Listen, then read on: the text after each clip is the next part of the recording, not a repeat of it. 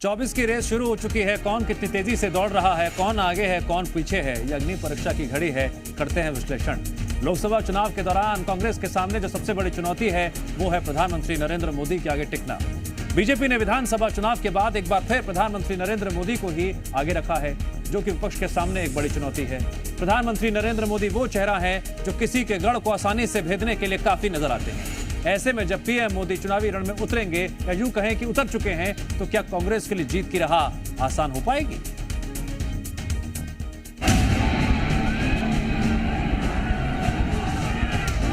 मोदी की गारंटी है, लिख लीजिए, मैं इस देश की अर्थव्यवस्था को दुनिया की टॉप 3 में ला करके रहूंगा भाई।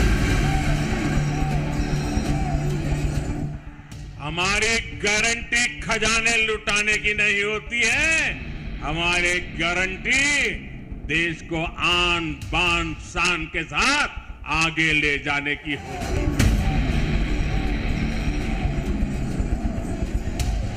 हमारी गारंटी वोट बटोरने की नहीं होती है, हमारी गारंटी मेरे देशवासियों का सामर्थ्य बढ़ाने की होती है।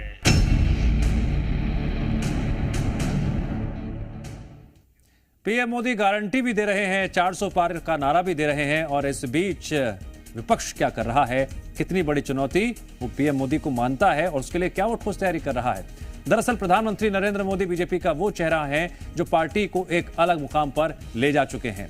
एक तरफ पीएम मोदी ने जहां प्रधानमंत्री के पद पर रहते हुए देश को विश्व गुरु की रेस में आगे कर दिया, तो वहीं दूसरी ओर अपनी पार्टी का भी ऐसा विस्तार किया कि विपक्ष को एकजुट होने पर मजबूर होना पड़ गया। पहली बार ऐसा देखने को मिला जब किसी एक चेहरे को हराने के लिए पूरे देश की पार्टियां एक होने की कोशिश और जद्दोजहद करती हुई नजर आ रही हैं। और ऐसा इसलिए हुआ क्योंकि सामने प्रधानमंत्री नरेंद्र मोदी का चेहरा है। लोकसभा की लड़ाई के लिए कांग्रेस अब मोदी के सामने राहुल का नाम लेने से बच रही है। मोदी को विपक्ष लोकसभा की महाभारत में कैसे रोकेगा? मोदी के सामने कौन चेहरा होगा? सुनिए क्या कुछ कहा एमपी कांग्रेस के उपाध्यक्ष भूपेंद्र गुप्ता ने, और आखिर क्यों वो राहुल गांधी का नाम लेने से बचते नजर आ रहे हैं। राजनीति में मुकाबला व्यक्तियों से नहीं पार्टियों से होता है। हम भाजपा का मुकाबला कर रहे हैं और डट कर करेंगे। कांग्रेस पार्टी डट कर मुकाबला करेगी। भारतीय जनता पार्टी के अंदर के लोग मोदी से मुकाबला करें, वो उनके जो है बॉस हैं, वो उन्हें कैसे संचालित कर रहे हैं, ये मुकाबला उनका अंदर होगा। हमारा मुकाबला भाजपा से होगा, डट कर होगा। और समूचा प्रतिपक्ष कर रहा है। 68% जो है एकजुट खड़ा होकर 32% के खिलाफ लड़ाई लड़ने वाला है। कुछ तो जो है इसमें तत्व निकलेगा। कांग्रेस के बड़े नेता कांग्रेस छोड़कर भारतीय जनता पार्टी का दामन थाम रहे हैं। आज सुरेश पचौरी जैसा इतना बड़ा नाम जो कांग्रेस पार्टी की पहचान था, आज भारतीय जनता पार्टी में आ गया। उनके साथ कई पूर्व विधायक, कई नेता भाजपा में गए। ऐसे कई नेता लगातार भाजपा में आ रहे हैं और मुझे लगता है कि और आने वाले चुनाव से पहले कितने और नेता भाजपा में आ जाएंगे, इसकी कोई गिनती नहीं है। ये निश्चित रूप से 14 में मोदी, 19 में मोदी, 24 में क्या होगा? लोकसभा चुनाव में हर बार बीजेपी पीएम मोदी का चेहरा आगे क्यों करती है? इसकी बड़ी वजह है प्रधानमंत्री का स्ट्राइक रेट। प्रधानमंत्री अभी तक जितने भी राज्यों में प्रचार के लिए गए हैं, वहां औसतन 61% वोट उनके चेहरे पर बीजेपी को मिले हैं। अब आपको बताते हैं कि राज्यों में क्या है पीएम का स्ट्राइक रेट। सबसे पहले बात उत्तर प्रदेश की करते हैं। यहां 58% से ज्यादा लोगों ने पीएम के फेस पर बीजेपी को वोट दिया। मणिपुर में तो सभी 100 के 100% लोगों ने पीएम के फेस पर ही बीजेपी को वोट दिया। उत्तराखंड में 70%, गोवा में 55%, हिमाचल प्रदेश की बात करें तो यहां पर 63% लोगों ने बीजेपी को प्रधानमंत्री के चेहरे पर वोट किया था। गुजरात में 82% से ज्यादा लोगों ने बीजेपी को सिर्फ प्रधानमंत्री नरेंद्र मोदी के फेस पर वोट किया।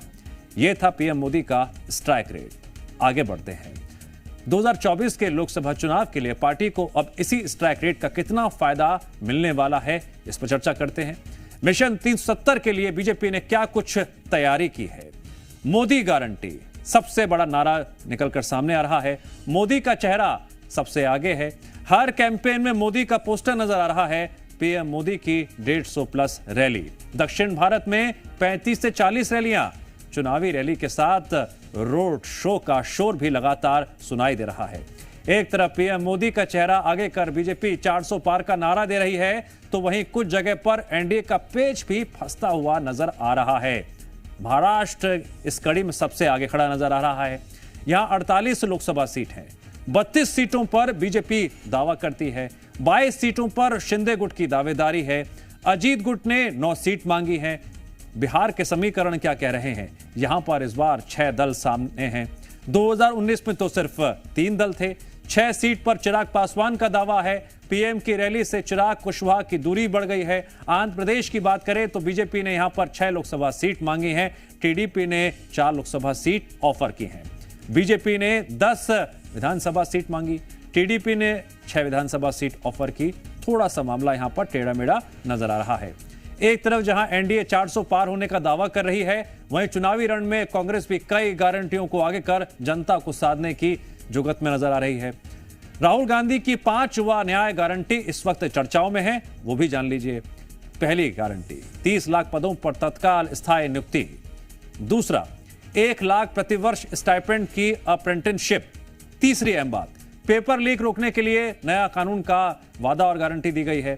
चौथा, गिग श्रमिकों के लिए पेंशन और सामाजिक सुरक्षा।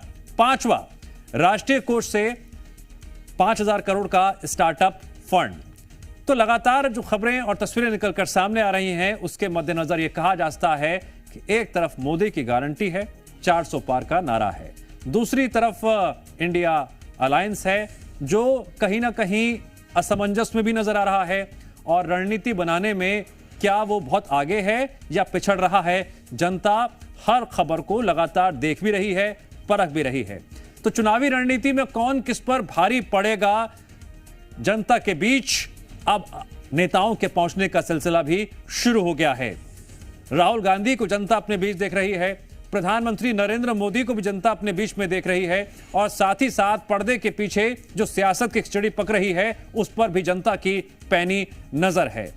2014-2019 बीजेपी का जीत का रथ लगातार आगे बढ़ता गया और इस रथ पर सवार रहे पीएम मोदी। 24 में भी पीएम मोदी रथ पर सवार हैं और ये रथ जनता के बीच पहुंच चुका है।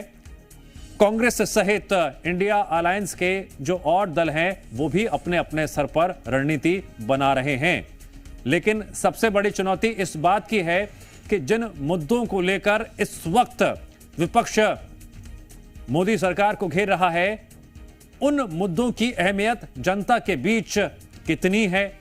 साथ ही साथ पीएम मोदी जनता के बीच पहुंचकर जीत की गारंटी की बात कर रहे हैं, इकोनॉमिक रिफॉर्म्स की बात कर रहे हैं, अर्थव्यवस्था की बात कर रहे हैं, विकास की बात कर रहे हैं। उस पैमाने पर विपक्ष बीजेपी की सरकार को आंकड़ों के लिहाज से कितना घेरती हुई नजर आ रही है, जनता को इस पर भी विश्लेषण करना चाहिए। इस बार मिशन 370 के लिए बीजेपी की तैयारी है। एनडीए अलायंस के तौर पर 400 पार का नारा है। आज जो तस्वीरें सामने आ रही हैं जनता के बीच, वो वाराणसी से आई।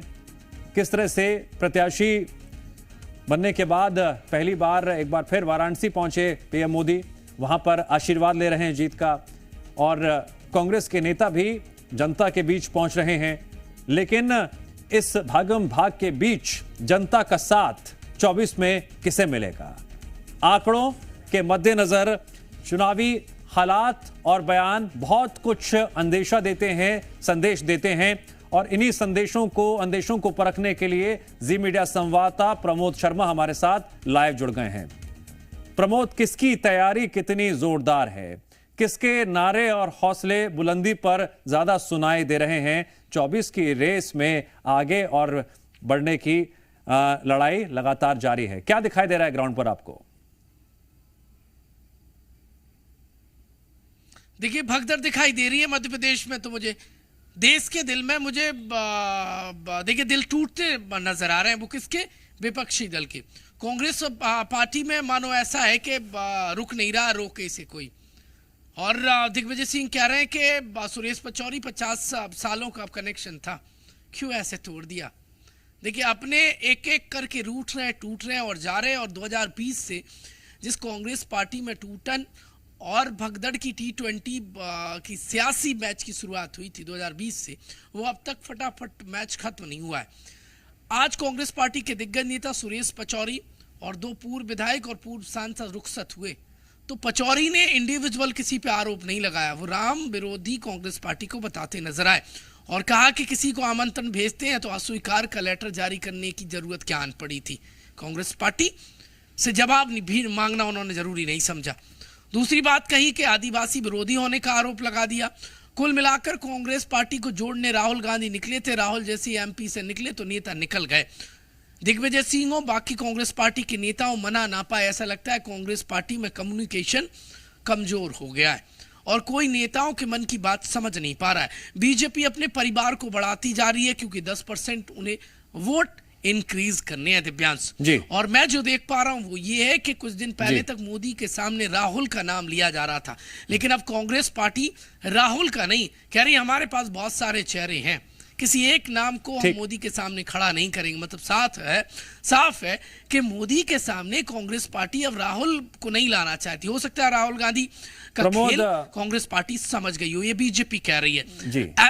जी और एमपी के जो बीजेपी नेता हैं वो तंज भी कस रहे हैं कि जहां जहां राहुल जा रहे हैं वहां पर बीजेपी को फायदा हो रहा है, कांग्रेस को नुकसान हो रहा है। कांग्रेस कह रही है राहुल से फायदा हो रहा है। जनता जनार्दन सब देख रही है, टटोल रही है, समझ रही है और हमारी टीम भी ग्राउंड पर विश्लेषण कर रही है। प्रमोद, जानकारी के लिए आपका शुक्रिया।